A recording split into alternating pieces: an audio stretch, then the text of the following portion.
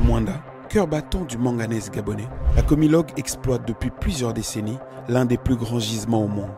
Des actions de responsabilité sociétale ont été engagées. Réhabilitation de routes, participation à l'ouverture de l'hôpital départemental, construction du lycée de l'excellence. Mais derrière cette vitrine, une autre réalité persiste. L'hôpital général censé incarner la modernité sanitaire de la région est aujourd'hui à bout de souffle. Façades délabrées, équipements obsolètes, personnel débordé. La ville qui alimente l'économie nationale peine encore à soigner ses habitants. Les infrastructures s'effritent. La gare ferroviaire, essentielle au transport du minerai, est vétuste. Les routes se dégradent, écrasées par les convois industriels.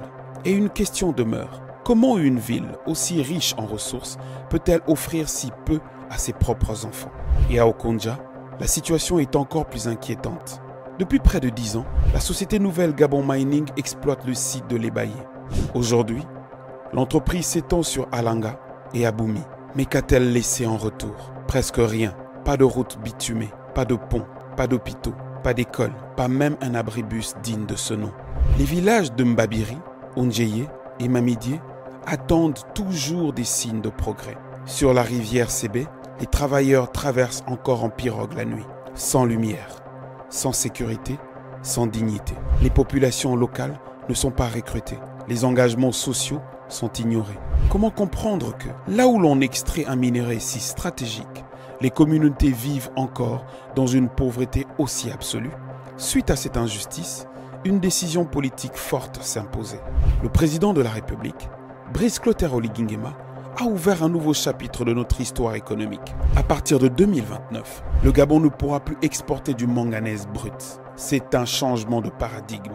Transformer localement, ici même sur notre sol, c'est dire non à un modèle hérité du passé, où l'on exportait notre richesse pour importer la pauvreté. C'est dire oui à l'industrialisation, oui à l'emploi, oui à la formation, oui à la justice sociale. Cela signifie des usines implantées sur place, des milliers d'emplois pour nos jeunes, des écoles, des hôpitaux, des routes, des technologies transférées et un vrai respect de l'environnement. Ce choix n'est pas idéologique, il est vital, car l'exploitation minière ne doit plus rimer avec poussière, pollution, routes détruites ou misère des riverains. Elle doit désormais être synonyme de responsabilité, développement durable, équité territoriale. Le président Oligui Nguema l'a affirmé à Washington. Le Gabon n'est plus un simple fournisseur de matières premières. Il est un acteur de transformation, un bâtisseur d'avenir. Les entreprises minières doivent suivre le cap, s'adapter, investir localement, respecter leurs promesses et surtout rendre à la terre gabonaise ce qu'elles en tirent chaque jour. Il est temps que Comilog aille plus loin. Il est urgent que Nouvelle Gabon Mining rende des comptes aux communautés qui lui offrent cette richesse. Notre sous-sol n'est pas à brader, il est à valoriser, pour aujourd'hui et pour les générations futures. Avec la transformation locale, le Gabon reprend le pouvoir sur sa richesse. Et cette fois, c'est notre terre, notre peuple et notre avenir qui gagnent.